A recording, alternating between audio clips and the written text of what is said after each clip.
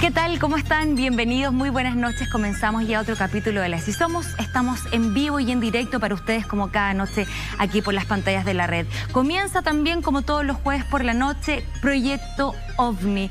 Hoy Kapustin Yar, el Roswell ruso, más conocido de esa forma, una base militar rusa, en donde la verdad originalmente se desconoce muy bien, primeramente, para qué se origina.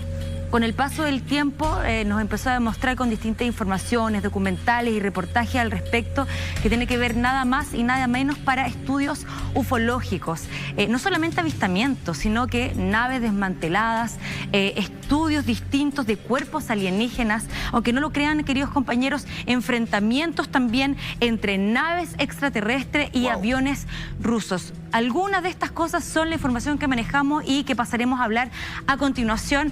Antes, eso sí, tengo que presentar a nuestra invitada de hoy, que está con nosotros, como siempre, es parte de la casa de La Así Somos. Muchas gracias por venir, mi querida Monty, bienvenida. Muchas gracias, Cami. Feliz de tenerte acá. Ustedes. Y felicidades por tu viaje, estuviste ahí también trabajando en Buenos Aires, así sí, que vengo llegando. Un agrado tenerte acá. Lama, por favor, cuéntanos todos los detalles y cómo parte esto y por qué se origina, dónde, cuéntanos todos los detalles. Hoy día comentaremos en Proyecto OVNI algo que quisimos denominar como el Roswell ruso. La historia de Kapustin Yar, una base militar que el 13 de mayo de 1946 comenzó a funcionar, propuesta por el mismo Joseph Stalin, en la época de la Unión Soviética, el dictador Stalin. Sí, claro. Y que en realidad, en un principio nos quiere vender esta idea de que vamos a armar una base aérea militar, donde vamos a desarrollar distintos proyectos, tanto armamentísticos como misiles, cohetes y distintas cosas, pero en la realidad indica otra cosa. Indica que era un lugar en el cual habían bastantes avistamientos y donde posiblemente los mismos rusos iban a poder tener el mismo nivel de estudio que tenían los estadounidenses, que, como bien se sabe, la diferencia entre Kapustin Yar y Roswell no tiene más allá de un año. Por lo mismo comentamos y revisamos el siguiente titular. Kapustin Yar, el Roswell ruso, que encierra los secretos de supuestos contactos con ovnis. Más que contactos, yo considero que esto va mucho más allá, porque como sabemos muy bien y hemos comentado en este programa, lo de Roswell es una nave que cae del cielo, Sí, claro. topa en el Área 51, como la conocemos, y de ahí mismo los mismos gringos comienzan a tomar todo lo que queda de las naves y, como se cuenta, también los cuerpos de los tripulantes de estos ovnis. La situación que ocurre en Rusia es diametralmente opuesta. A 100 grados de Stalingrado, hoy día Volgogrado, comienzan a armar este lugar, que ya era un lugar donde había muchos avistamientos. O sea, en los cielos, un descampado, se veían las luces y las mismas cosas que hemos revisado en este programa. O sea, está ahí puesto estratégicamente y a propósito porque es una zona caliente. Una zona caliente a la cual quisieron explotar de manera, ¿cómo decirlo para que nos suene extraño? Quisieron pensar que al armar una base de armamento militar, aérea, iba a pasar muy piola el hecho de que lo que querían estudiar ellos es lo que ocurría en el cielo. Y saber que si estas naves o estas luces que había en las noches tenían tecnología que ellos pudieran llegar a aprovechar. O sea, era como disfrazado todo esto. La verdad estaba oculta y no querían demostrarla y era hacer algún tipo de contacto extraterrestre. Y lo mostraban como otra cosa. Exacto, pero más allá de contacto, yo te diría que era luchar directamente contra los ovnis y los extraterrestres. O sea, no era como, ¿sabes qué? Vimos uno, estudiémoslo. Todo lo contrario. Más de alguna ocasión, y como vamos a contar a medida que vaya avanzando el tema, buscaron atacarlos y tuvieron bastante éxito en eso. No como alguna vez contado Salfate, que lanzan un misil y muchas veces ese misil desapareció, se desintegró. Es súper interesante lo que estás planteando, porque de alguna manera la carrera espacial en ¿cómo se llama?, en la Unión Soviética parte cuando todavía no era Unión Soviética, parte con Rusia en 1880. Ya algunos científicos hablaban de cohetes, a propulsión, etcétera, etcétera.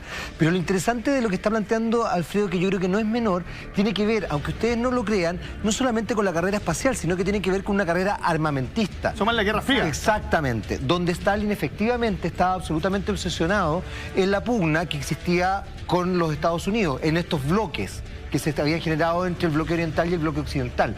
Desde esa perspectiva, la posibilidad de desarrollar una beta armamentista distinta con arraigo extraterrestre, era evidentemente una fantasía que para Stalin, que era una bestia, hay que decirlo, o sea, más allá de ideología, no hay que quitarle la culpa a quien la tiene, digamos. Sin duda. Era un gallo que estaba dispuesto a todo para lograr avanzar en la carrera armamentista que tenía con Estados Unidos. Perdóname, y súmale la obsesión también de Stalin de ver lo que pasó con los nazis. Recordemos Absolutamente. que Hitler tenía también una obsesión muy grande, se dice y se cuenta que él se reunía con un ser de otro planeta, de otra dimensión, póngale como quieran, y los nazis dentro de sus pocos años de desarrollo tuvieron grandes avances tecnológicos.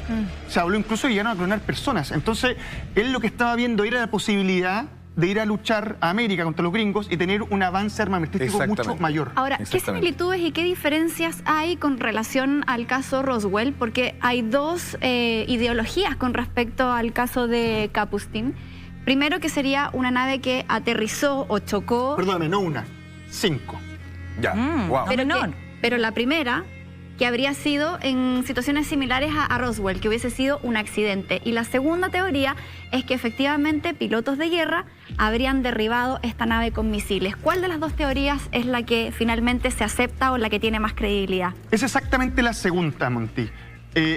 Ellos quieren hacer pasar esto como una base militar, estudio, misiles, todo lo que queráis, pero la realidad es otra. La realidad es que de verdad estaban buscando poder acceder a esta tecnología que nosotros no conocemos y aplicar la ingeniería inversa. Exactamente. ¿Qué significa eso? Cuando tienes una nave o cualquier elemento que no sea perteneciente a nuestra cultura, ver cómo se hizo la ingeniería de este elemento y ir a la inversa, cosa de poder entender cómo se construyó para poder hacerlo a nuestro modo con nuestros materiales y elementos.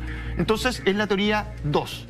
De hecho, es más, se supone que en Kapustin Yar lo que más hubo fue enfrentamientos. Y el primero que cae a tierra es por culpa de un avión que le lanza un misil y que tiene éxito en eso. Lamentablemente ese piloto posteriormente no pudo seguir contando la historia porque la nave también respondió a esto. Es más, esta base en Rusia se construye así como las películas de superhéroes El Hombre de Acero o Batman vs Superman, sí, que uno ve que está la nave del general Zod y se construye alrededor de la nave un fuerte. Bueno, esto es similar. Donde cayó la nave, a diferencia de los gringos, en vez de llevarla, bajarla bajo tierra y empezar a revisarla, lo que hacen lo contrario. Alrededor de la misma nave construyen un búnker para poder estudiarla y ver qué capacidades tecnológicas pueden sacar desde ahí. Ahora, es interesante, fíjate, porque las motivaciones, finalmente, tanto de Estados Unidos como de la Unión Soviética, la extinta Unión Soviética, hoy día Rusia, son similares. O sea, tienen que ver con estudiar efectivamente las posibilidades tecnológicas de los extraterrestres, según lo que uno puede entender o elucubrar respecto a lo que uno conoce de esto, porque en definitiva uno no sabe mucho, digamos. Súmale el hermetismo de esta base militar, de la cual sabemos muy poco. Exactamente. Todo lo que estamos contando hoy día va de la base de muchas teorías y cosas que se cuentan por ahí. Y además, perdóname, un lugar donde se va a hacer desarrollo tecnológico, tanto de armas como de misiles o cohetes, de las cuales nunca se vio que hay ningún avance, y nunca ha salido a la luz algo que te diga, no, acá hicimos este misil que por hoy día no hay nada. Entonces entiendes que el hermetismo es muy grande y es más, la ciudad que estaba a 100 kilómetros de este lugar, que se llama Sitpur, fue desalojada completamente por el alto mando para que no soviético. Se supiera, para que no se viera, para mantener el secreto perfecto. De hecho, vamos a ver el mapa donde se encuentra esta base rusa. ¿Dónde está ubicado? Aquí vamos a ver el mapa. Esto está a 100 kilómetros de lo que era Stalingrado. Stalin, obviamente, solamente se miraba a él. Hoy día es Vologrado. Ahí la estamos viendo. Vologrado, sí. Ahora, ojo, que solo la conocemos hoy, pero también es mucho gracias a Estados Unidos, que siempre estuvo con el ojo atento a lo que estaban haciendo los soviéticos. Recordemos que la Guerra Fría fue un enfrentamiento en el cual nunca hubo guerra física, nunca hubo un campo de batalla, pero sin embargo ideológicamente se estaban constantemente espiando y buscando pillar al otro. Y una guerra armamentista en definitiva, o sea, había cada uno, como bien dices tú, Alfredo, estaban viendo quién podía lograr resultados finalmente más atemorizantes para el otro bloque. Es finalmente así como se constituye la Guerra Fría y se llama Guerra Fría justamente porque detrás de esta verdadera ¿cómo se llama? Carrera armamentista había como una buena onda. Y además de existir hartos secretos, como dices tú, físicamente la base está bajo tierra, o sea, no es una cosa de fácil acceso, ¿cierto? Está a 400 metros bajo tierra. Lo que pasa es que en un principio, cuando comienza la construcción en el 46, va a la base de construir todo este búnker alrededor de la nave, o las 5 naves que habían caído, de ya montar ese punto, y posteriormente, al igual que el Área 51, comienza a trabajar hacia abajo. Recordemos que alguna vez el maestro ha contado acá en el programa que Roswell tendría unos 8 pisos hacia abajo. Es un edificio al revés en el fondo. Efectivamente. Y con distintos lugares de investigación y desarrollo. Sí, que hay algo que a mí me llama la atención respecto a lo que estamos hablando, porque según lo que cuenta Lama, yo doy por entendido que los gringos, los alemanes, los rusos hacen esto como más por conveniencia e interés que por una pasión por la ufología y los extraterrestres. No, esto solamente es guerra. Claro, es conveniencia. Pero ¿qué pasa del otro lado? Porque nosotros muchas veces hemos hablado y hemos especulado, obviamente, porque no sabemos, que ellos se acercan a la Tierra, especialmente en tiempos de guerra, por la violencia que generamos los seres humanos, como en son de paz, y también lo hemos hablado cuando decimos que van a venir y van a venir a ayudarnos, qué sé yo. Si ellos vienen a prestarse para temas tecnológicos dentro de la guerra, y por ejemplo en el Área 51 se dice que están acá donde estabas contando hoy día, Lama, también, ellos también vienen a aliarse como en la guerra. Pero ¿sabéis qué, como Carla? Si tuvieran una alianza con las grandes potencias para ayudarlas. Pero, como pasó con los nazis. Es que justamente ahí quería retomar, porque hay un elemento que es súper importante que dijo Alfredo y que tiene que ver con lo que estás planteando tú, Carla. La obsesión de Stalin tenía que ver con lo que ocurrió con Hitler y con los nazis. Sí. Y de alguna manera había una obsesión que estaba establecida en esta idea de que Hitler tenía, como muy bien lo explicaste tú recién, Alfredo, una especie de contacto con un ser espiritual, un encuentro. Se supone que cada vez que se encontraba con él, volvía muy mal, volvía temblando, angustiado, casi con frío y con... Y no nos olvidemos que efectivamente Hitler y el mundo nazi, o por lo menos las cúpulas del nazismo, tenían una obsesión no solamente con el mundo extraterrestre, sino que también con el mundo esotérico. Y establecían ciertas uniones, por así decirlo, que tienen que ver con algo que todo... Entonces, desde ese punto de vista, es súper importante justamente entender que Stalin, que además, por si acaso, para que usted no se confunda, cuando usted hable de fascismo, esto es una pequeña clase, pero cuando usted hable de fascismo, fascismo es la extrema derecha. Si usted quiere hablar de gente como media loquita de extrema izquierda, es stalinismo, por si acaso, una cosita cultural.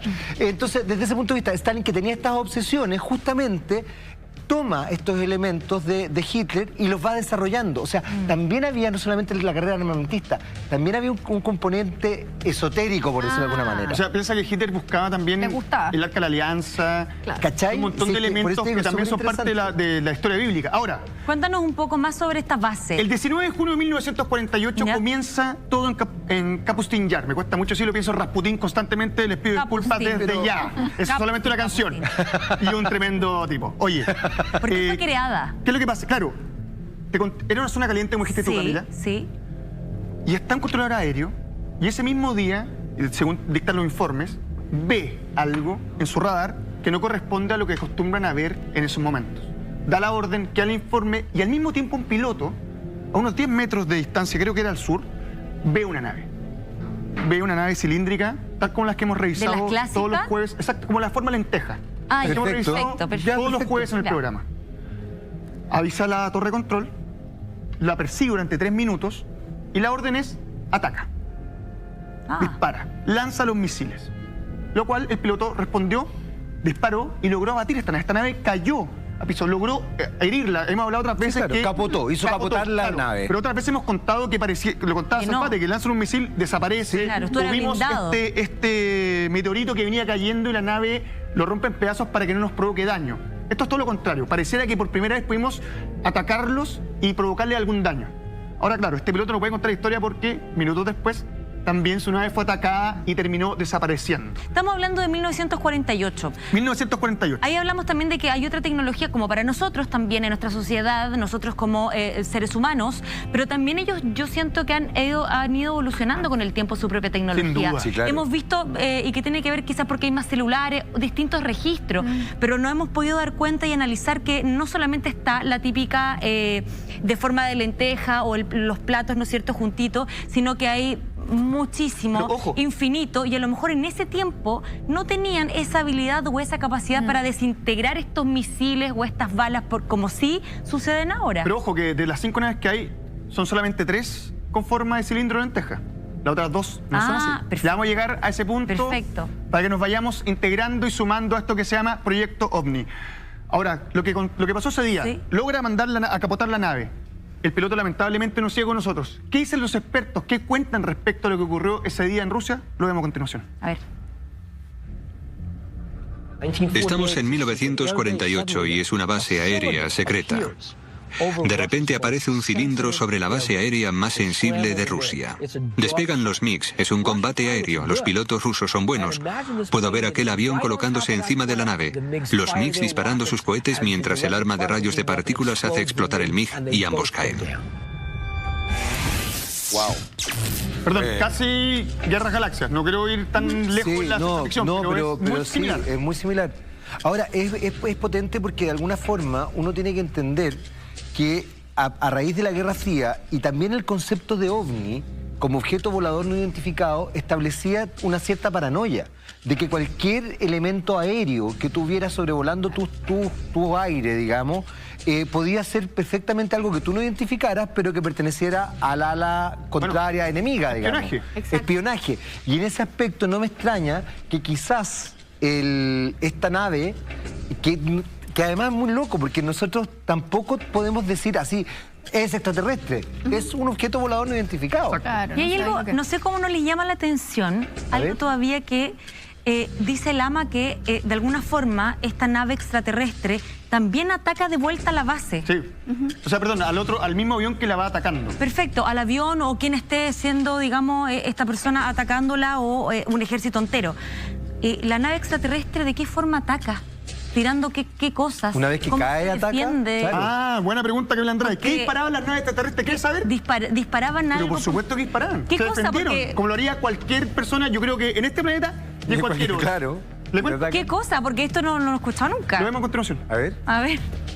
¿Qué utilizaron los alienígenas que estaban lanzando? Lo que probablemente estuvieran utilizando fue un arma de rayos de partículas. Sabemos lo que usó el MiG, que era lo que los rusos utilizaban entonces. El MiG disparaba sus balas, sus cohetes y las primeras versiones de un misil.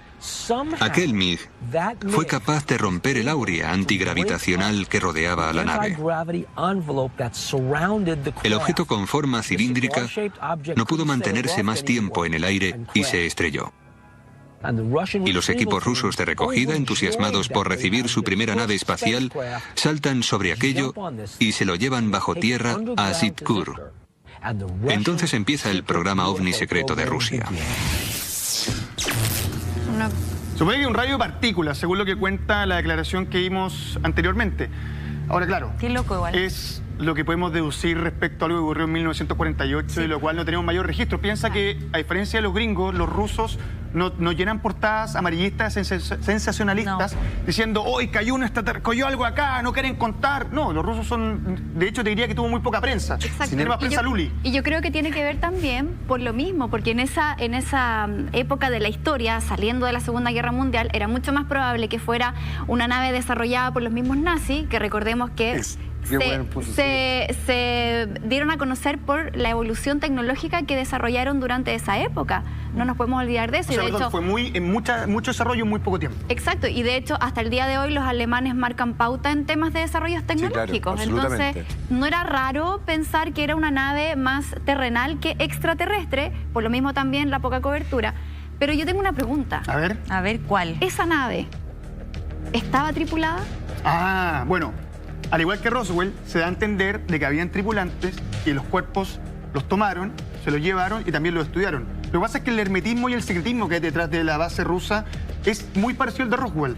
Te pueden contar muchas cosas, pero finalmente nunca vas a saber si esas cosas son 100% reales. Lo que sí está claro era que cuando capota la nave o el ovni, decían tomar las piezas, llevarlas bajo tierra y poder sacar el mayor provecho de esto. ¿Y por qué no hacen alarde de esto como los diarios de Estados Unidos?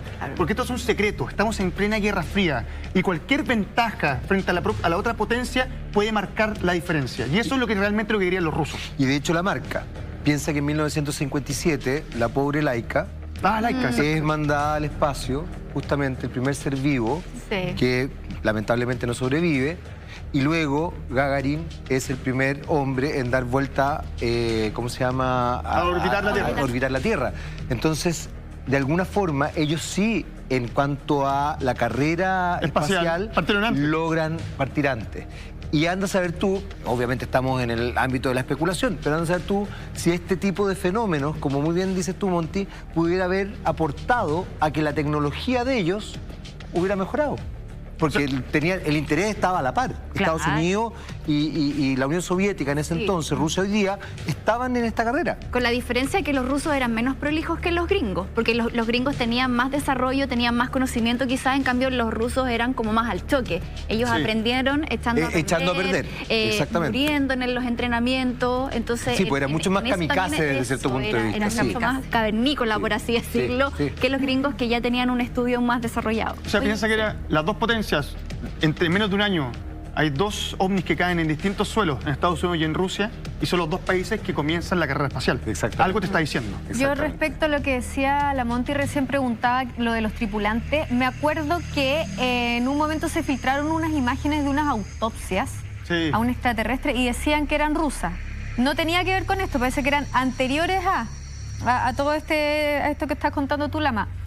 Pero me acuerdo que en algún momento se contó que los médicos que hicieron esta autopsia, y esto es un hecho, o sea, esto no es especulación, murieron 3 días después y murieron los 3 de lo mismo, los 3 de un derrame cerebral. Como que la autopsia hubiera provocado algo en ellos. O lo hubieran mandado a matar, no se sabe. Eso es lo que nunca se logró dilucidar, la verdad. Claro, el único problema de este tipo de videos, tanto como el alunizaje dirigido por el gran Stanley Kubrick, digan lo que digan, o la imagen de la operación extraterrestre, yo creo que va de la mano de la necesidad de blanquear el tema, de decir acá hay un video, no hagan más preguntas y saquen sus propias conclusiones. Yo siento que también va de la mano de la carrera tanto espacial y también de la carrera comunicacional. Porque aquí ganaba el que llegaba primero, no el que llegaba mejor. Si yo llego primero, le gano al otro. Y eso es lo único que importa al final cuando está en una guerra tan fuerte como fue la Guerra Fría. Pero además había un fenómeno, tú acabas de decir algo que es bien interesante, fíjate, y que tiene mucha fuerza con este tipo de cosas. Porque de alguna manera, la carrera espacial, la carrera armamentista, desde cierta perspectiva, en muchos aspectos la ganaba Estados Unidos versus la Unión Soviética, justamente por lo que acabas de mencionar, Alfredo. Porque la carrera mediática, Estados Unidos sí la tiene más avanzada, o la tuvo más avanzada que la Unión Soviética. La Unión Soviética era mucho más difícil conseguir información. Sí, bueno, era mucho más hermético. Y desde ese punto de vista era mucho más complejo. No veían la potencia que tenía, incluso, como tú bien lo describiste hace un rato, el amarillismo que incluso nosotros vemos en películas, como Hombres de Negro, por ejemplo. Exactamente. Ahora, les dije antes, dijo Camila, zona caliente. Sí. Todos los días estamos viendo avistamientos. ¿Cuál es la orden para los pilotos rusos? Bótenlos a todos. Wow. Ataque, muchachos. Lo único que queremos es votar a todos los que podamos y sacar esa tecnología que nos va a servir para crecer como potencia y como fuerza armamentística. Muy de Stalin eso. Exactamente. Revisamos la declaración de cómo era esta situación. Mira. Eso nos da una doble preocupación sobre los ovni. Por un lado, quieres que la nueva tecnología supere a la tecnología aérea del otro. Y por otra, necesitamos estar alerta de sus novedades. Al final, lo que quieres es que tus chicos lo abatan. Wow. O sea, la orden es clara. Como dijeron antes, kamikaze. Sí, claro. Y para los pilotos también, yo me imagino, y la gente que estaba a cargo. O sea, era riesgo. O todo o nada. Ahora, lo malo... La guerra. ¿Sabes qué es lo malo? Hemos revisado muchos videos acá de un programa de militares, de videos que se han filtrado de parte de la milicia. Sí, claro. Pero te das cuenta que los siguen, aérea. Los observan, algunas han disparado, pero no los atacan. No traten de provocar un enfrentamiento con ellos. Los rusos hacen todo lo contrario. ¿No habrá pasado? Ataquemos y saquemos lo máximo posible y provecho de todo esto. Ahora, hay cosas que son bien importantes y aquí, por favor, insisto, estamos dentro del marco de la especulación. Pero muchas veces hemos hablado de que, si bien se habla de que ciertas razas extraterrestres pueden ser benignas, también se dice que hay ciertas razas extraterrestres que son malignas. De hecho, Hopkins, Hawkins, gracias. Dice que, en definitiva, no sigan investigando porque el riesgo es alto. No los llamen. No los llamen. ¿Quién te dice si es que efectivamente dentro de justamente esta carrera, nosotros, a raíz de esta obsesión que Stalin tenía con lo que pasaba con Hitler, hubiera descubierto ciertas cosas que nosotros no manejamos, que tenían que ver con algunas razas no tan buena onda, Pero es y que desde puede ahí era mucho una más opción, por agresivo. supuesto. Puede ser por lo Claro. que decía Lama antes, de que cuando él tenía encuentros con ser extraterrestre quedaba mal. Hitler. Claro, Claro. y justamente la obsesión de Stalin tenía que ver con Hitler, con lo que Hitler había hecho en relación al mundo extraterrestre y el mundo espiritual. Stalin también era muy esotérico, o sea, conjugaba los dos mundos, lo extraterrestre con lo espiritual o con lo esotérico. Y que tiene que ver con el poder también en Sí. ese tiempo. Obvio, sin irme absolutamente, para otro y lado, hasta el pero día de hoy. manejarlo absolutamente todo, Manejarlo incluso hasta lo invisible. desconocido, y que Exactamente. creo que puede ser superior a mí, era muy atractivo para ellos también. Sí, Eso y de desde hecho, siempre. Dígame. hablando justamente en ese punto del poder, no sé si ustedes se acuerdan que uno de los tripulantes, de los astronautas tripulantes de Apolo 14, decía que había un proyecto gubernamental paralelo al gobierno Tienes toda la que razón. se dedicaba a hacer todas estas un presupuesto investigaciones. aparte. Y exactamente, pero que era en el fondo avalado por el gobierno, solo que Absolutamente. trabajaban en paralelo y que no podía, nadie que sabía de esa información podía decirlo públicamente porque arriesgaban un montón. O sea, le dan Una suerte de hombres de negro. Exactamente. Claro, El gobierno le da la venia, Exacto. pero van por dos carriles diferentes paralelamente trabajando. Y de hecho este tripulante murió hace como un par de años atrás y nunca dijo nada. O sea, se llevó el secreto a la tumba. Es Y no me interesante. cabe duda que se saben esas cosas, pero no se dicen, no se pueden Yo decir. sabéis Secreto a que- voces. Sí. Pero ahí fíjate que ya algo que hemos hablado muchas veces con Alfredo, ¿ah? Yo creo que el cine, la industria del cine lo muestra. De alguna manera da pauta. O sea, Da perdóname. pautas, da... Encuentro cercano directriz. este tipo una película a la cual, cuando estaba listo el guión, esto lo cuento, Google, Sí, si no me creen. está absolutamente escrito. Está el sí, sí, guión sí. y Alerta dicen, ya lo spoiler. vamos a revisar nosotros del gobierno. Oye, pero esto es tal cual es. No, aquí me lo cambian. Si Sí. sale esto, todo el mundo sabe la verdad. Entonces, tuvieron que bajarle Sí, realidad, darle un poco más de efectivamente. ciencia ficción para que la Efectivamente. película pudiera realizarse. Y eso está absolutamente descrito y avalado además. Pero eso, ponte tú, Jaime, lo harán porque ya manejan información y es interesante mostrarlo porque tienen material. ¿O será porque nos están preparando en nuestro inconsciente Yo colectivo tengo la sensación para de que algo puede ser va a lo pasar? segundo, fíjate. Lo están Tengo la preparando. sensación de que Nos puede ser lo están segundo, aleccionando. claro. Aparte que uno, enseñando. ¿cómo vas a saber si eso es verdad o no? O sea, si eso existe o no. Pero va Siempre incorporando... queda en la ficción, claro, te va queda, pero te incorporando. queda en el inconsciente. Claro, exactamente. Les conté anteriormente que hay verdaderas guerras alrededor del cielo. Lo vimos en la creación anterior. Sí. Empieza este enfrentamiento entre rusos y ovnis, naves que pensamos que son extraterrestres. ¿Y qué es lo que pasa? ¿Cómo se lleva a cabo? ¿Cuántas pérdidas hay? Incluso hubo algunas que chocaron unas con otras. Wow.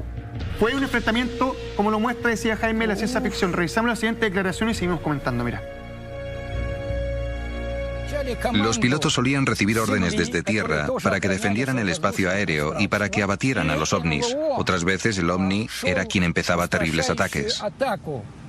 Lo que más me intriga acerca de los rusos son las supuestas luchas aéreas entre ovnis.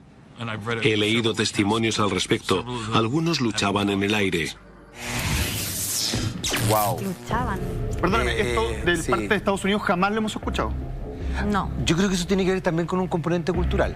Yo creo que en general nosotros desconocemos la cultura soviética, la cultura rusa, Sí. más obviamente la que más conocemos es la gringa, más aún los chilenos tenemos esta... Súmale que nos fuimos al mundial, Jaime. Claro, sí, es Súmale, perdón. verdad, tienes toda la razón. Pero yo creo que esto es bien interesante porque tú te das cuenta cómo ellos enfrentan y confrontan este tipo de temáticas. O sea, por un lado las guardan muchísimo, protegen mucho la información, pero a la hora de hablar establecen una dinámica distinta de dar la noticia, por así O sea, decirlo. perdóname, ¿hace cuántos años dijo el ya fallecido presidente Bush? No les puedo contar la verdad porque no están preparados. 4 o 5 años atrás, los rusos están contándolo desde el 48 como Claro. si, oye, se enfrentaban y, bueno, fue una cosa que no ocurrió. Es verdad. No hay secretismo en base a eso. El secretismo de ellos y el hermetismo viene de la base de la necesidad de tecnología y de saber qué podemos obtener de estos objetos voladores no identificados que caen a la Tierra y qué provecho podemos sacar a esto. Y eso es lo que les importa a ellos. Y tener espacios libres también para enfrentamientos. Piensa que este era 100 kilómetros de Stalingrado en aquella época. Un descampado. descampado, donde además en la ciudad más cercana la borran para mantener un hermetismo aún Claro. mayor. Para ¿Te tener das un cuenta? radio totalmente eriazo, que no vaya nadie y que por supuesto yo me imagino estuviera totalmente protegido. Y sin civiles también, perdóname, sin civiles no civil. solamente viendo, tampoco heridos. Pero finalmente la sensación que a uno le queda observando esto es que tiene que ver con el gallito de poder. Sin duda. O sea, a ver, yo tengo en definitiva este espacio físico, real, concreto, donde puedo probar cuál es mi vinculación desde el punto de vista del poderío con naves extraterrestres. Además, absorbo la tecnología, soy el más poderoso del mundo. Exacto. ¿Cachai? O sea, yo creo que hay algo que tiene que ver con la obsesión. Y vuelvo un poco a lo que tú planteaste desde el principio del programa, la obsesión de Stalin con Hitler, que era la misma obsesión que tenía Hitler. Quiero ser el más poderoso del mundo, quiero armar un imperio. Ahora, si no hubiesen pasado este tipo de cosas y esta situación y esta base militar, Kapustin Yar, ¿nos enteraríamos hoy por hoy de todo lo que ya sabemos? ¿Manejaríamos hoy, en este año, en esta época, toda la información que se maneja, más allá de los registros audiovisuales que tenemos hoy en día gracias a la tecnología? Igual hay un avance muy grande para la historia de la humanidad enterarnos de esto. Gracias a esa base militar en el 48... Hoy en día podemos hablar de esto también. Yo siento que si tuviésemos que poner una cosa en la balanza, me parece que eso pesa mucho. O sea, súmale además que todas las guerras, sea cual sea, conlleva grandes avances tecnológicos. La guerra es el mejor negocio que existe y el avance armamentista lamentablemente provoca muchos avances, por lo cual esta guerra no fue la excepción. Y créeme que los rusos y los gringos, más que una guerra física, estaban compitiendo por quién, lo voy a decir de la manera más horrible, la tenía más grande. Y quién podía lograr mayor armamento, mayor tecnología y llegar antes al espacio primero que el otro. Esa era la Guerra Fría. A ver, si uno estudia historia, digamos, en concreto tiene que ver justamente con lo que tú estás diciendo. Y es brutal, porque finalmente dentro de eso también daba lo mismo. Ahora, desde ese punto de vista, yo creo que es súper importante entender que aquí Stalin tenía un tema súper potente, insisto, con el poder. Tenía un tema súper potente con quién ganaba este gallito. Y quizás donde se equivocó, como tú lo decías hace un rato, Alfredo, es la parte mediática. Ahí es donde se cayeron. Comunicacionalmente. Que fallan todos también hoy día, Jaime. Bueno, no entremos en ese detalle. Podemos llorar. No entremos en ese Roswell. No, oye, no. En esta base militar trabajaba Marina Popovich, una coronel. Una mujer que participó activamente en lo que ocurría ahí y escuchó todas estas historias. El piloto que ve al ovni lo sigue, lo hace caer, lo que contaban de la base de control el primer día que lo vieron en el 48. Y en un principio, como cualquier persona que escucha una historia, la puede creer o no. La cosa viene cuando le toca tener su propia experiencia. Y así lo relata, mira. Alexander Kapagan era el comandante de un escuadrón y el instructor de pilotos en una de las escuelas de vuelo. Un día estaba volando con un cadete y fueron atacados por un ovni y cayeron haciendo una espiral. Vi 3 bolas de fuego, 3 luces increíbles formando un triángulo. Las vi pasar rápidamente. No te lo mandó a hacer con nadie. O sea, lo dice con todas sus letras. A ver, ahí hay algo raro también, de dar esta información. Perdón, entonces que puede ser una información para distraer y que sea mentira y finalmente no nos enteremos de lo que a ellos les conviene. A ver, es que me llama la atención porque, ¿sabes qué? Todo lo que implica esto, de alguna forma, ha establecido en algún momento un avance tecnológico. Finalmente, la cortina de hierro, el ala oriental, la Unión Soviética, cae por problemas más bien económicos, no tecnológicos, no armamentistas, ni siquiera ideológicos. Cae por problemas puramente económicos, que es como se ha construido la sociedad hoy día, las sociedades de consumo. Ese fue lo que hizo capotar literalmente esta sociedad. Entonces a mí no me extraña, o sea, me llama la atención porque de alguna forma ellos ganaron muchos elementos. Si tú lo pensáis desde el punto de vista de la carrera espacial, desde muchos puntos de vista la ganaron ellos. La carrera armamentista, desde muchos puntos de vista, la ganaron ellos. Donde se cayeron fue en la parte económica, que tiene que ver con cosas sociales mucho más terrenales, por así decirlo. Además la renuncia, después del 69, después de la película de Kubrick, renunciaron a la carrera espacial. Rusia como dice, oh, listo, se acabó, perdimos. Llegaron primero, se acabó. No hay nada más que hacer. Yo siento que ahí es donde empieza la merma económica. Porque todos los recursos que se dedican a la carrera espacial. A la carrera espacial, claro. Es un hoyo de plata con cualquier empresa que finalmente hay que tapar con otras cosas. Ahora, es loco porque la obsesión era quién pisaba la luna. Era muy loco eso. Ahora, a mí me parece que, por otro lado, más allá de esto que estamos conversando ahora, igual es potente la declaración de ella. Sí, o sea, si es que es verídica, ella está diciendo, los vi, ¿cachai? Pero me llama la atención eso también, y poniéndonos en el plano un poquito más escéptico, que haya pasado el caso Roswell y al año después pasa esto. Menos de un año. Claro, siendo en esta lucha de poder que tenía Rusia con Estados Unidos, la Unión Soviética en ese entonces con Estados Unidos, y que estos hechos sean tan similares, a mí igual me queda una duda, porque piensa que Rusia es el país más grande del mundo y se les estaba adelantando la potencia más grande del mundo en ese entonces. Quizás pudo haber sido algo medio maquinado y estas declaraciones también como para desviar la atención. Ahora, la pregunta es quién lo maquinó, porque si bien, como cuenta la historia, y dicen algunos libros, no yo, los extraterrestres o seres que veía Hitler en un minuto lo abandonan. Y ahí es cuando los nazis comienzan a perder la guerra. Sí, po. Y se supone que en ese momento buscan otros aliados en la Tierra. Otras personas con las cuales hacer este negocio de entregarles cierta tecnología para obtener otras cosas, minerales, recursos naturales, etc. Entonces, ¿puede ser que eligieron a las dos grandes potencias y jugaron para los dos lados? Puede ser también. Si nosotros siempre hablamos igual un poco de eso, de la conexión que tienen ellos con los grandes centros de poder en la Tierra, con los gobiernos más importantes. Claro. Entonces tiene que haber algo ahí a nivel de unión entre extraterrestres y gobiernos de grandes potencias. Sí. Lo que sí a mí me da una duda es por qué en estas épocas de guerra hay tanto más que avistamiento, porque avistamiento sería nada.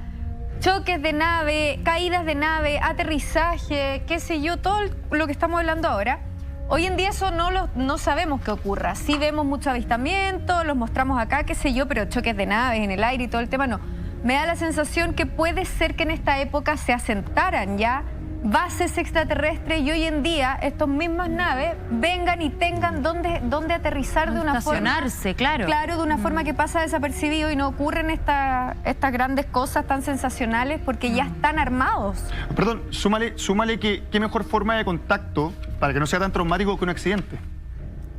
¿Qué mejor forma de acercarse? Qué buen punto. En vez de llegar, aterrizar, Mars Attack, hola, no. Oye, hubo un accidente y comienza el contacto en base a eso, que es mucho menos traumático, creo yo, para nosotros como raza. Además que hay un elemento bien interesante de lo que acabas de decir tú, Alfredo. Cuando ellos dejan, dentro de lo que se plantea en la literatura, dejan de avalar a los nazis. A ver, el extraterrestre no tiene ningún componente ideológico. Exacto. No establece su apoyo desde la perspectiva ideológica como lo no, por lo menos no la que nosotros conocemos. Se les da lo mismo a quien apoya. Ellos apoyan a los que ven que pueden tener más poder dentro de lo que ellos entienden como el poder o cómo se van a desarrollar. Ahora, esta zona caliente de la que hablábamos, en Rusia, esta base, ¿cómo se llama, Camila? Kapustin-Yar. Eso, que se me olvida. O Roswell. Bueno, en este lugar no terminó solamente con estos avistamientos y esta pequeña guerra que hubo, la situación, sino que en el año 67, el coronel Vyatkin, que se me olvida el nombre también, tuvo un encuentro con ellos y por suerte no tuvo las mismas consecuencias que otros. Revisamos la declaración a continuación, mira. Cuando estaba haciendo un giro hacia la izquierda, de repente vi una luz que venía de arriba. Aquel gran disco empezó a encenderse poco a poco y solo me dio tiempo a inclinar rápidamente el avión, pero el ala golpeó el haz de luz. El avión tembló y los niveladores y las agujas empezaron a moverse de derecha a izquierda. Es como si el rayo de luz se desintegrara en pequeños puntos de luz. ¿Cuál fue mi sorpresa cuando mi técnico Mikhail me dijo: Lev Mikhailovich, el ala del avión está brillando? Al parecer estuvo posteriormente durante una semana en el hangar y el ala izquierda no dejó de emitir una luz blanca. Lavaron el ala con queroseno y poco después el brillo desapareció. ¡Qué potente! Toma, ¿no? Impresionante. Ahora, ¿te acordáis que alguna vez comentó Juan Andrés que estas pequeñas luces generalmente dejaban como un rallador de queso? Sí, Yo siento que es muy similar a lo que hemos comentado otras veces acá en el programa. Pero acá sería como una especie de pintura, por lo que yo entendí. O alguna fuerza que quedó alrededor del ala. Claro, que había que limpiar y que una vez que lo logra, que estuvo mucho rato ahí. Una semana en el hangar. A ver, es impresionante eso. Tenemos más declaraciones, por sobre todo tenemos más registro y algo bien particular que tiene que ver con unos dibujos en el suelo que se habrían hecho a propósito, por supuesto, nuevamente de parte de Stalin, más o menos lo que estamos viendo ahí en su, como los geoglifos, Camilita. Sí. Exactamente. Hemos comentado, lo hemos hablado. Que pensamos que puede ser una forma de decirle a la nave: oye, acá estamos, acá hay que aterrizar. Pues bien, Stalin pensaba que una forma buena de atraerlos era copiar estos geoglifos, ponerlos en la tierra y decir: muchachos, vengan, aterricen, acá los esperamos. Lo revisamos, tenemos más registros y más imágenes para todos ustedes. Nos vamos a una pausa comercial y ya regresamos. Estamos aquí. 12:50, estamos en vivo en Proyecto OVNI como cada jueves por la noche. Estamos hablando de Kapustin Yar o el Roswell ruso. Hemos estado viendo distinto material, distintos registros que tiene que ver directa relación con estudios ufológicos y más que eso, más que estudios. Ellos en primera persona han vivenciado y han estado con ovnis extraterrestres, los han analizado desde muy cerca, tanto así que los han atacado incluso y que ha quedado patentado con distintas declaraciones de pilotos, coronel, gente que ha estado ahí para poder contarlo. Tú tienes una declaración ahora importante también que mostrarnos, Lama, ¿no? Exacto, porque como decías tú, Camila, están los enfrentamientos. Y veíamos antes de ir al corte al coronel Vyatkin que contaba que cuando disparan a su avión, una de las alas queda completamente irradiada de luz. Sí. Y durante una semana el hangar se mantuvo igual, a pesar de que le dispararon con querosene. Exactamente. Pues bien, nos comenta qué le pasó, qué sintió, qué pensó cuando ocurre esto, lo vemos a continuación. Cuando estaba haciendo un giro hacia la izquierda, de repente vi una luz que venía de arriba. Aquel gran disco empezó a encenderse poco a poco y solo me dio tiempo a inclinar rápidamente el avión, pero el ala golpeó el haz de luz. El avión tembló y los niveladores y las agujas empezaron a moverse de derecha a izquierda. Es como si el rayo de luz se desintegrara en pequeños puntos de luz. ¿Cuál fue mi sorpresa cuando mi técnico Mijail me dijo: Lev Mikhailovich, el ala del avión está brillando? Al parecer estuvo posteriormente durante una semana en el hangar y el ala izquierda no dejó de emitir una luz blanca. Lavaron el ala con queroseno y poco después el brillo desapareció. Es potentísimo lo que describe. ¿Ustedes se han dado cuenta que lo que él acaba de describir en relación a las herramientas de vuelo, de cómo se comportan, es exactamente lo mismo que describen las personas en el Triángulo de las Bermudas? Estaba pensando. Exactamente el mismo comportamiento.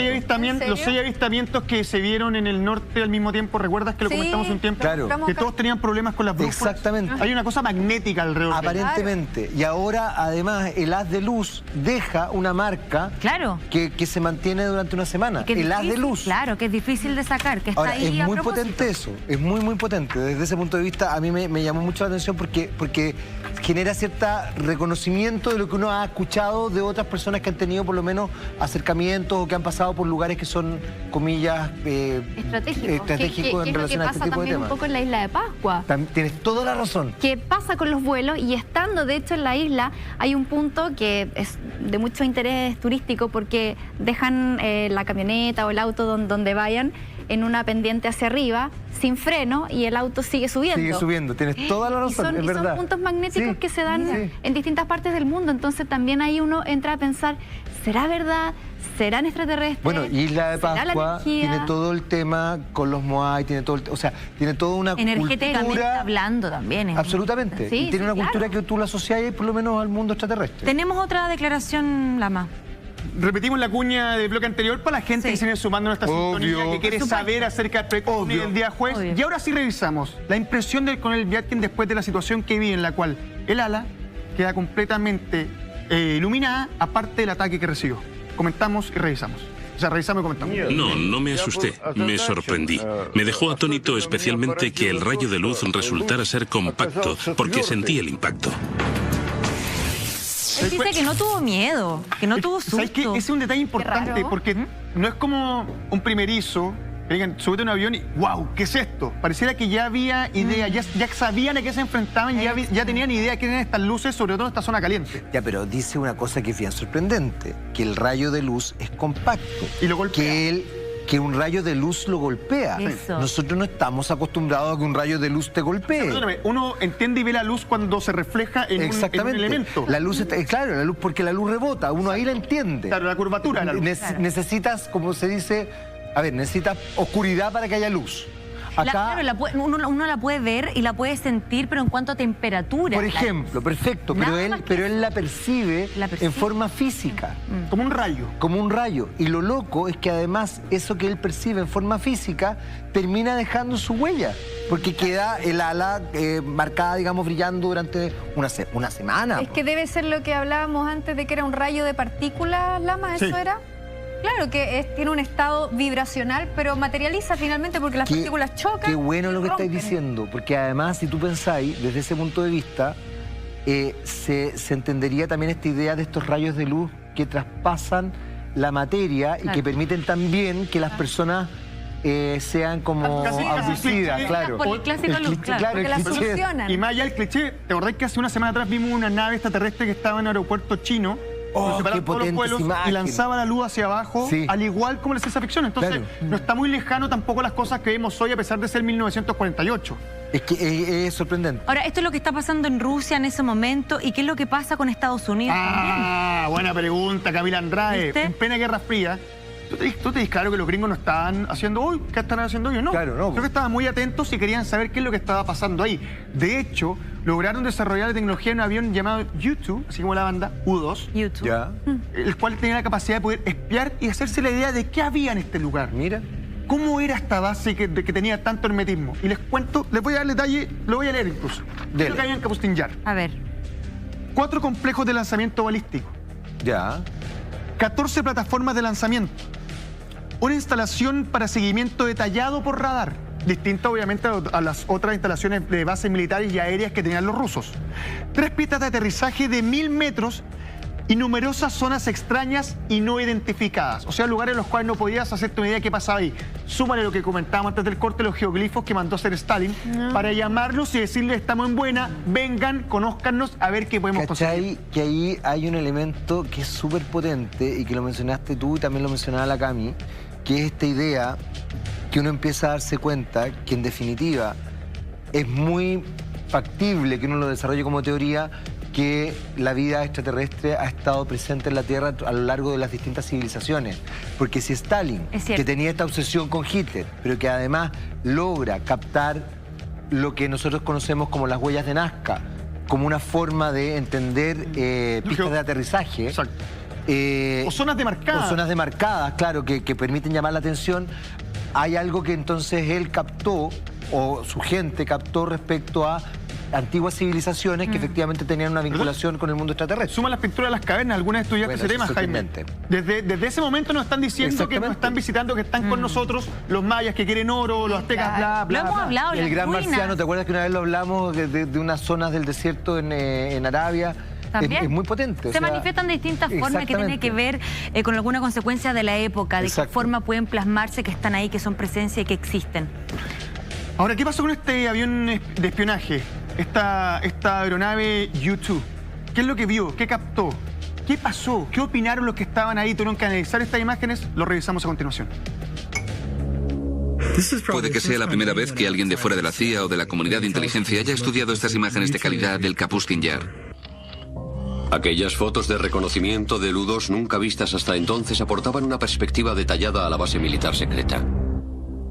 Una de las cosas que se ven son distintas actividades en lugares de pruebas en diferentes momentos.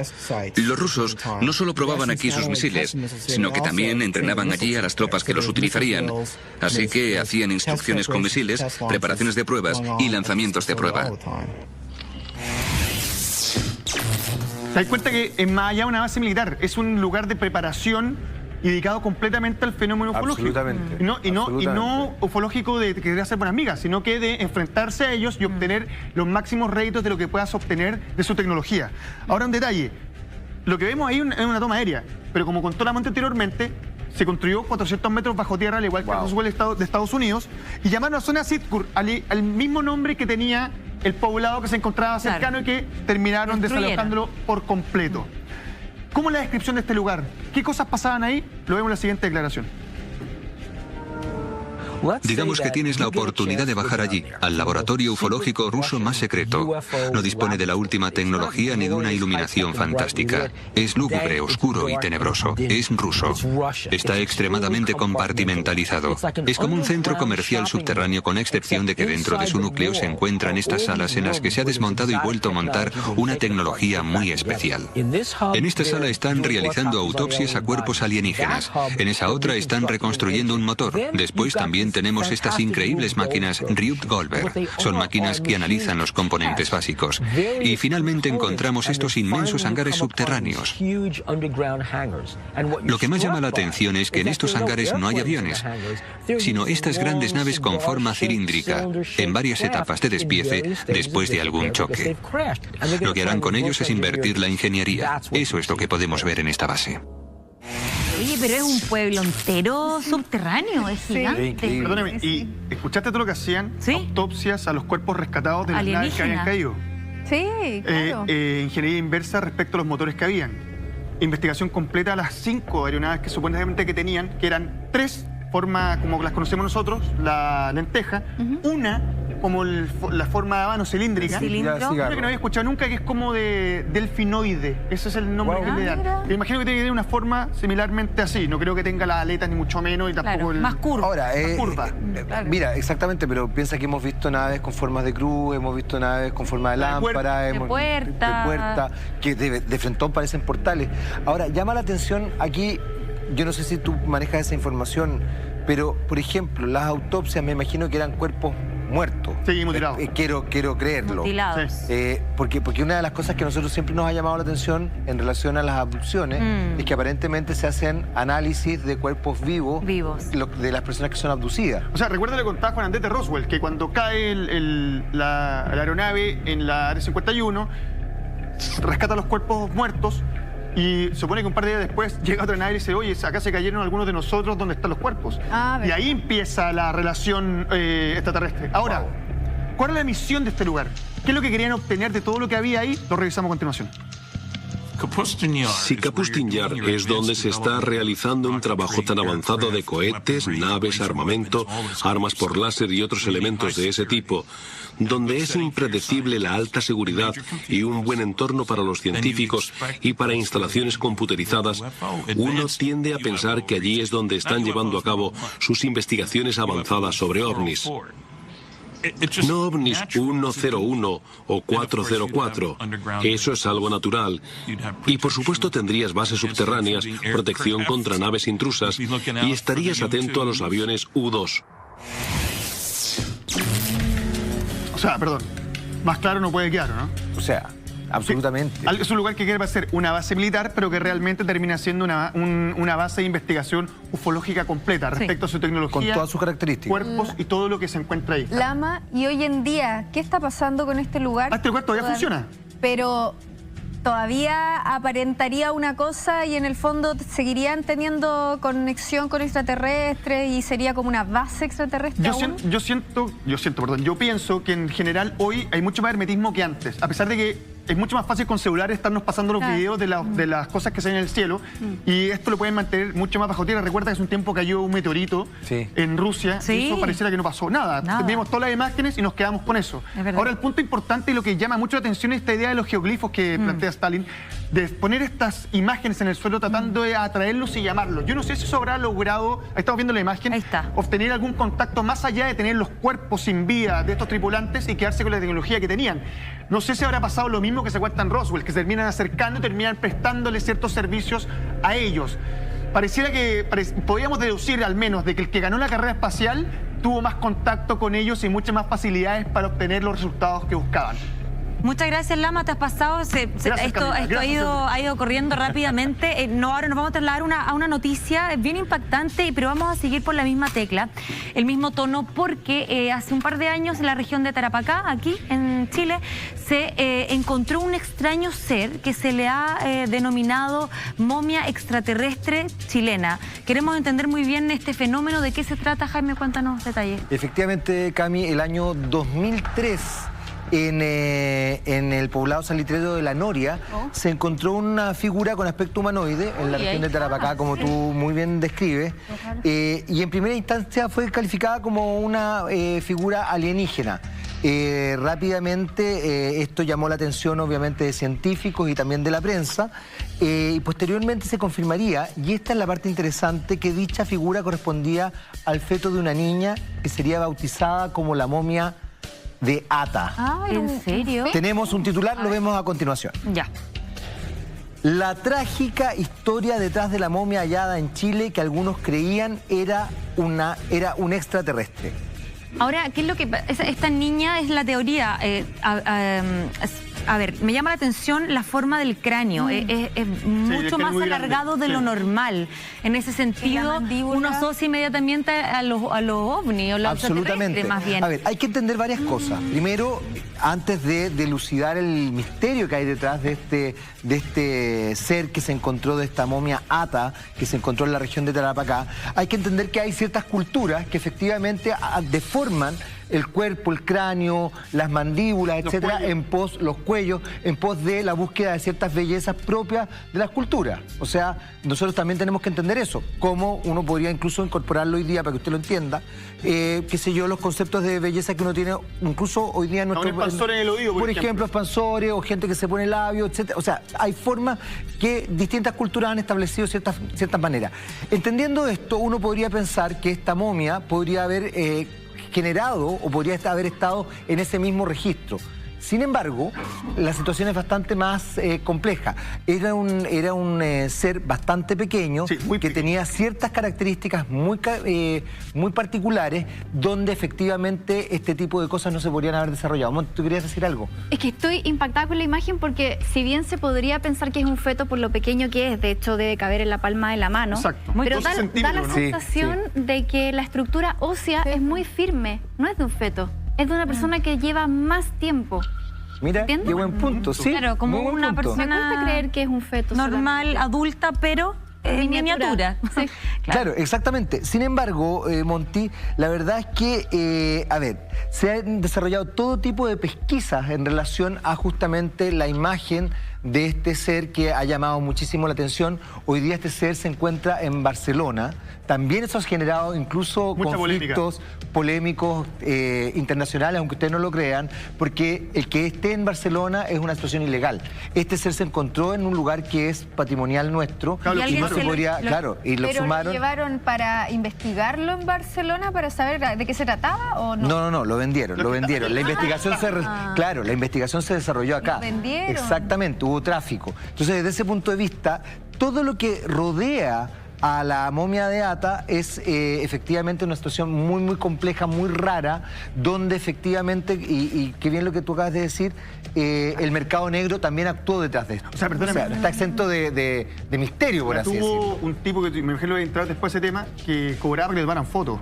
Exacto. O sea, estamos hablando ya del abuso y el desuso de un elemento que está en un lugar patrimonial y que no funciona así como, oye, tómate una foto con el extraterrestre que tengo en la casa. Y bueno, esto fue ya hace unos años que se encontró. ¿Se sabe con exactitud? ¿Hay alguna información al respecto de dónde se encontró, en qué lugar, cuál era el contexto? ¿Estaba en un basurero? ¿Estaba en la orilla del mar? Se encontró en el poblado salitrero de La Noria, en la región de Tarapacá, concretamente.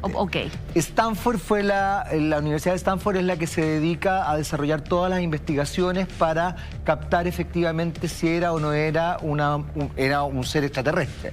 Desde ahí, las pesquisas que se desarrollaron a nivel científico arrojaron que evidentemente es un ser humano que tenía malformaciones. Desde ese punto de vista, y a raíz de esas malformaciones, Monty, es que efectivamente pudiera tener justamente las características que tú percibiste. Claro. Sufría de enanismo, efectivamente ese enanismo generaba también una malformación craneana y también establecía ciertas dinámicas en la mandíbula. Sí. Entonces tenía progeria, escoliosis, etcétera, etcétera. Lo que hacía que evidentemente fuera muy raro su aspecto. Yo igual, no sé. ¿Tienes dudas? Tengo dudas. Yo también. Porque yo digo, me encanta, ¿cómo tan forzado que tuviera todas estas cosas extrañas, escoliosis, problemas mandibulares, problemas en la cabeza, problemas en los huesos?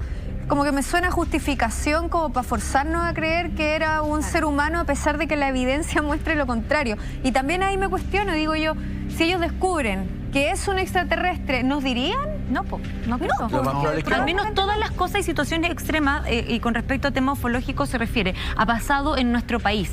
Cielo y suelo chileno, todo se ha desmentido. No solamente se ha desmentido, Estados Unidos se ha hecho cargo.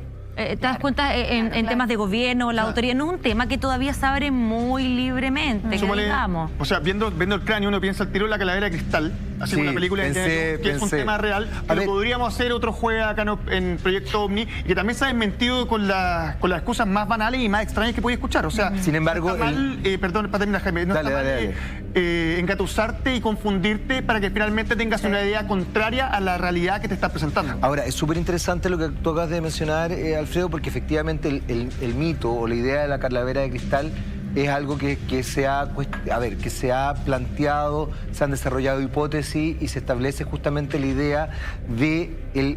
Yo hablaba hace un rato del tema de la belleza. Exacto. Y justamente el tema de la belleza, y ahí cae la calavera de cristal, cae el concepto de belleza que tenían los egipcios, que era el cráneo más bien hacia atrás, como huevo, como ovoide.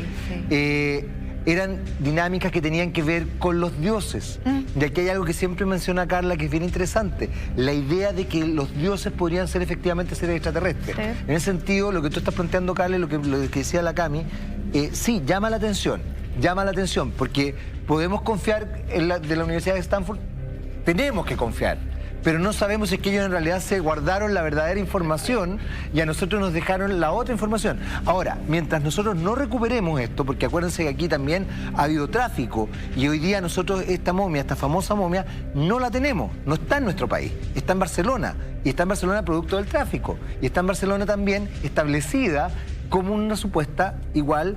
está siendo cuestionada allá respecto a qué es lo que es realmente. También existe ese misterio todavía, a pesar de que se dice que es una guagua con malformación. Algo que me llama la atención es que tiene 10 pares de costillas cuando lo normal son 12. Eso también me llama la atención. Alguien dijo por ahí, que vivió hasta los 6 años incluso. Sí. Rara la cuestión. Luego se descartó, pero al principio habían dicho esa información. Sí, efectivamente. Lo que dice Carla tiene mucho sentido, porque si hay una mutación genética, por ejemplo, no se podrían acumular tantas patologías juntas finalmente. Siempre ese tipo de cosas, me imagino, son más puntuales que verlas todas en una sola persona o en un solo ser. Sí. Y lo otro que me llama la atención es cómo logra salir del país.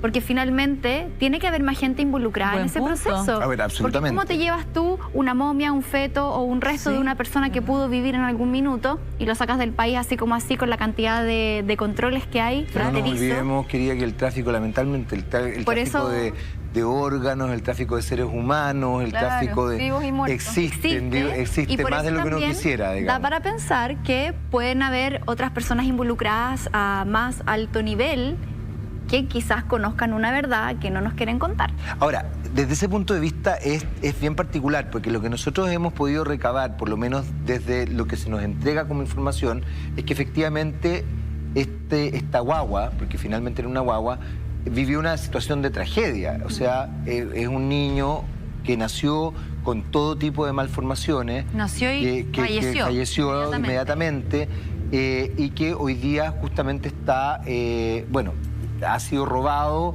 Entonces tenemos justamente, de hecho tenemos una gráfica al respecto. Veámosla a continuación. Claro, que tiene que ver con Stanford, exactamente, ¿no? Ahí está. Lo que comenzó como una historia extraterrestre en realidad es una historia de tragedia humana.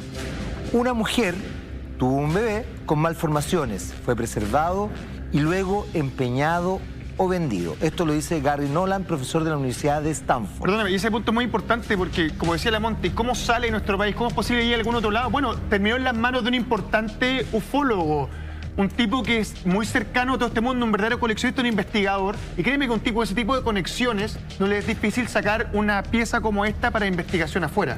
Absolutamente. Ahora, hay otro elemento que es súper particular, Alfredo, muchachos, que esta momificación ocurre hace 40 años, ahí estamos viendo imágenes. La verdad es que es bien sorprendente, ¿eh? O sea, realmente uno empieza a observar y uno no puede...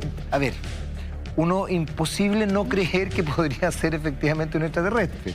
Es muy loco eso. Pero también es algo reciente. Es una momificación que se desarrolla hace 40 años. No es tanto. Miren, por favor. Ahí está lo que hablaba un poco de la medida. La Monte hacía alusión a el tamaño de una mano y ahí justo está. Oye, pero es impactante esta imagen. ¿Sabes lo que es impactante? Es como un alien, sí. Es que, a ver, ahí quiero también tomar en consideración algo. ¿Cómo se podría decir? Las proporciones que tiene, que evidentemente no es la proporción áurea que se supone que es la que tenemos los seres humanos, Claro. de que David. la cabeza cabe 8 veces en el cuerpo y en el caso de las mujeres creo que 7,5, etcétera, etcétera, etcétera. Si bien las proporciones, evidentemente hay una cabeza mucho más grande en relación al cuerpo, Sí. si ustedes se fijan, las proporciones de brazos y cuerpo son proporciones bastante correctas, más allá del tamaño de la cabeza.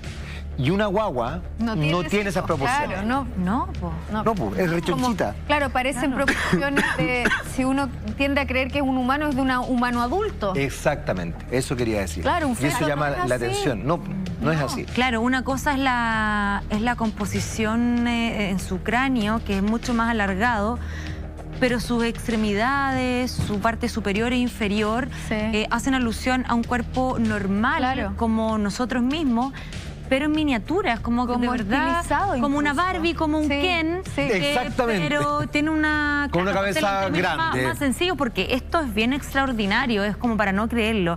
Y estuvo en nuestro país y se descubrió la región de Tarapacá, y luego se va y llega hasta Barcelona hace 40 años ya. Me parece bien impactante. Además, la preservación de es como Bueno, todo... que justamente eso también quería llegar, porque, a ver, se momificó hace 40 Sí, sí, años, sí. y eso es re importante. Ahora, ¿por qué se momifica? ¿Cómo se momifica? Claro. Se momifica por razones También. propias del medioambientales que puede ocurrir, Sí. o efectivamente hay una intencionalidad Hay un trabajo. detrás de esto, hay un trabajo detrás de esto.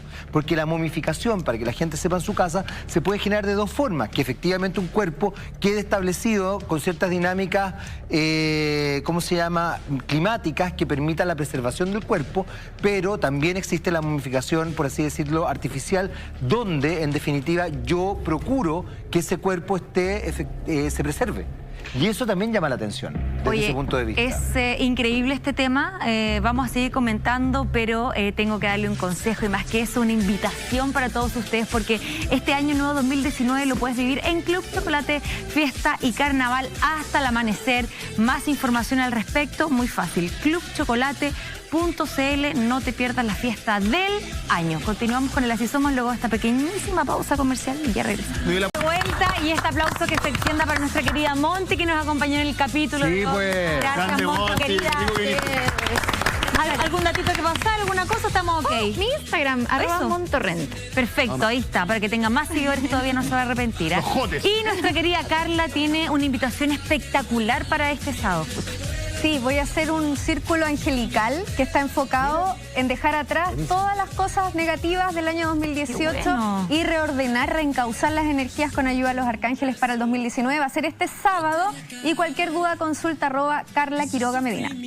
Carla Quiroga Medina con K, Carla. Carla con K. Hoy está para que haya todo el canal ese curso. bueno. O sea, Para que hayan todas. sí, pues, Cada aprovechen. noche, luego de Así Somos, viene Expediente L por estos días. ¿Qué va al adelanto? Un día me acordé, Camila Andrade. Vamos con el especial de Aquaman, Jason Momoa, sus mejores escenas.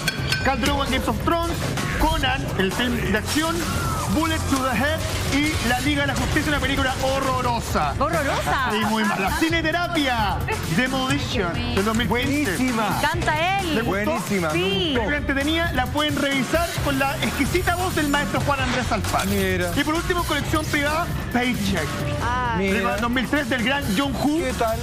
Un ingeniero, Ben Affleck, que se encuentra con distintas cosas y borran su pasado para que no vaya a divulgar ¿A quién no las le ha cosas pasado? que van a pasar en el futuro. Jaime Coloma, como me pasó Qué a mí miedo. hoy día. ¿Cuándo, Lama? Esto es, ¿cómo es el maestro? Ahora. Ahora. Expediente. Sí, lo hiciste. Excelente noche, nos reencontramos mañana ya, último día de la semana. Que esté muy bien, chao.